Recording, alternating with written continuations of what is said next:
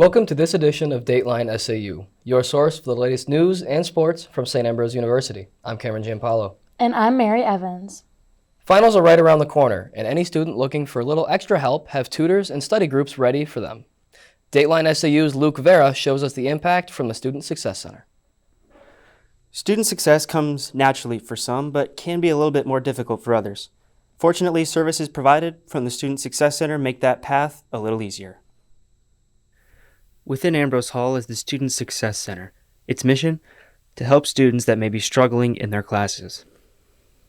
We offer tutoring to the students through one-on-one tutoring. We have study groups, and then we also have what's called supplemental instructors, which are students that retake the class so that they're familiar with the material, and then they host the study groups.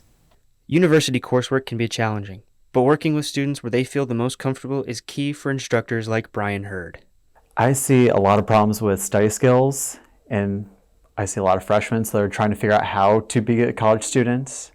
And then they're in hard science courses, which is what I tutor a lot. So I'm like teaching them the content as well as how to study for the content. Tutors focus on information retention and helping students to find what works best for them in their studies.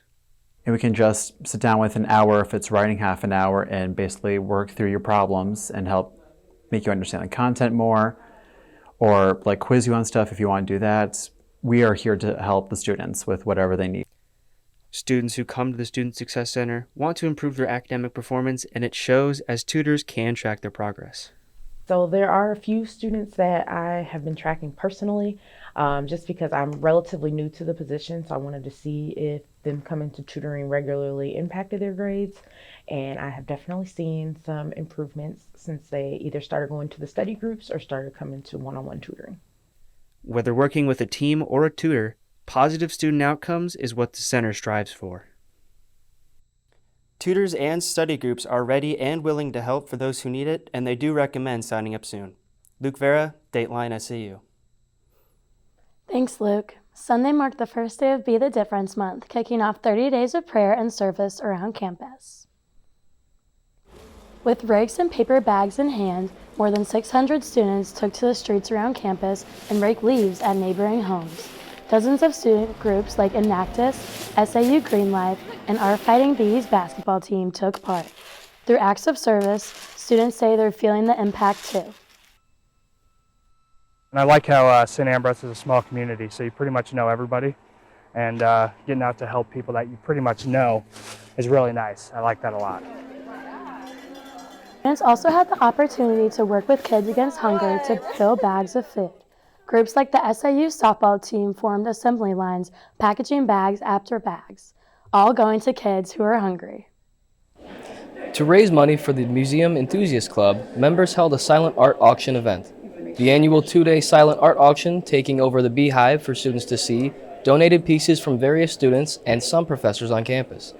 But by having it open to campus, it allows us, and this is our hope, to expand everyone else's knowledge about the museums and get them more like culturally aware and to see some of the things going on outside of our Quad City community. Bidding continued later at the Figge Art Museum in Davenport to support this year's annual spring road trip to a major museum in Chicago. A new monthly variety show hosted by the theater department is growing in popularity across campus. Dateline SAU's Matt Clarke has more. If you'd like to sing, act, or perform, look no further than FailSafe Theater, a safe space where failure can also be fun. On the last Thursday of each month, Allard Auditorium opens its doors to all students for FailSafe Theater. The only rule, your performance must be less than 5 minutes and doesn't have to be perfect. So it's really laid back, it's really low key. You can wear whatever you want, you can do whatever you want. You can do stand up, you can sing something. It's just a great way to get involved and see what other students are working on. Sophomore Caroline Siren is a regular at FailSafe. I joined because I wanted to have an opportunity to see other people who aren't typically theater people join and do something cool and creative. And I also wanted to showcase things that I haven't showcased before. Like practicing songs for this weekend's fall musical, the 25th annual Putnam County Spelling Bee. It gives people an option of, if someone is preparing for an audition, they could do their audition song, and it's like something that you can get in front of a crowd to do. If you don't really want to act on stage and put in time commitment, you can perform here. I'm happy right The now. goal is for these performances to be scalable, and given their success, they can only see it growing. So I'm sure just more mouths being like, yo, that was really good, will just like increase it even more. I did it last time, and I really just like the ability to be in a space where I can share stuff I've been working on without like really any sort of reason to. Like I could just like write a poem about like birds, and then I could share it with everyone. It was just a lot of fun. And with even more performers, FailSafe Theater could evolve. If we continue to get interest, we can do more of it. Maybe we'll reach out to the faculty affiliate group and have a kids fail-safe. If they want their kids to do a variety show, we could do that on a Saturday matinee instead of late night programming. But there's options to grow and increase our performance opportunities. No matter what students want to showcase, they can put their best foot forward at FailSafe. The next FailSafe will take place on December 1st. Students interested can sign up in the Waggle or scan the QR code on posters around campus. Matt Clarke, Dateline SAU. Thanks, Matt. Bragging rights were on the line last Sunday as the Campus Activities Board held a students' competition. Students were competing for a $50 Visa gift card, a Whitey's gift card, and a $25 bookstore gift card. Many students enjoyed the competition while others had fun just being with friends. The Campus Activities Board is planning to host more events in December, such as Christmas bingo and wreath decorating. Coming up in sports, after a tough road loss last weekend, the men's basketball team looked to bounce back at home. And with a bid to the NAIA National Championship on the line for the SAU women's volleyball team, they start the postseason at home against Cardinal Stritch. Elijah Jakovic will have these stories and more up next on Dateline SAU.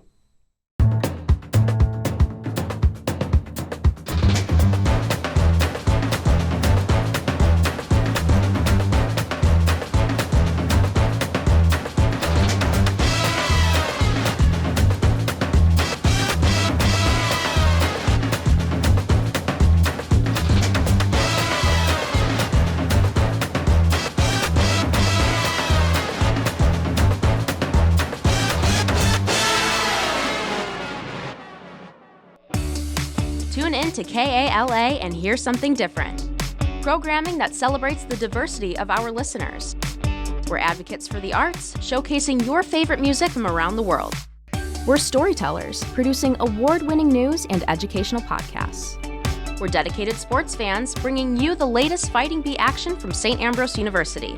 We're a learning lab, mentoring the next generation of broadcasters and content creators. A part of your community for 5 decades.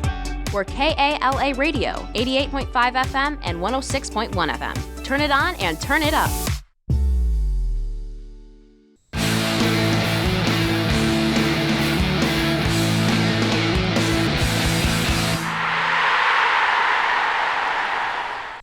After a tough road loss last weekend, the men's basketball team looked to bounce back at home. The Fighting Bees played Clarke University Monday night at Lee Lohman Arena. Kieran Farrell gets the game started with a baseline drive to the hoop. Freshman guard Javen Jones rattles in a 3 to give the Bees a 2-point lead. Next, it's Andrew Morrissey with a nice turnaround jump shot to extend the lead to 3. Then it's Amari Wills driving to the hoop for a tough bucket and the foul. Unfortunately, it wasn't enough for the Bees as they lose a tough one, 77-75. The women's volleyball team looks to get one step closer to a national championship as they played host to the CCAC tournament this week. The second-seeded Bees take on Cardinal Stritch in the quarterfinals to open tournament play. Early on, it's Hannah Sondag setting up Mackenzie Grafton for the kill as the Bees take an early lead. Sondag would add another assist, but this time it's Meredith Cybers with the kill to extend their lead to 4. Next, it's Jill Kavalauskas with the kill as the Bees jump out to a 6-point lead. It's Kavalauskas again with the exclamation point for the Bees as they beat Cardinal Stritch 3-1. Last night, the women played again in the CCAC semifinals against Judson University. Jill Kavalauskas led the way with 14 kills as the Bees come out victorious, winning 3-1, clinching a bid to the NAIA Nationals. The team will play in the CCAC championship at top-seeded St. Xavier University Saturday afternoon at 1 p.m. At home, it'll be a busy weekend for our Fighting Bees as our football team hosts the Missouri Baptist Spartans at 1 p.m. at Brady Street Stadium. At the same time, our women's basketball team will host the Roosevelt Lakers in Lee Loman Arena, followed by the men's game at 3 p.m. We'll have full coverage right here next week on Dateline SAU. And that's a wrap for sports this week. I'm Elijah Jakovic. And that's all we have for you on this edition of Dateline SAU. We'll be back next week with the latest news and sports from St. Ambrose University. Remember to check out the SAUtv Facebook and Instagram pages for our newscasts, late-breaking news, and more. You can also find news stories and videos on The Hive at sauthebuzz.com. Thanks for watching.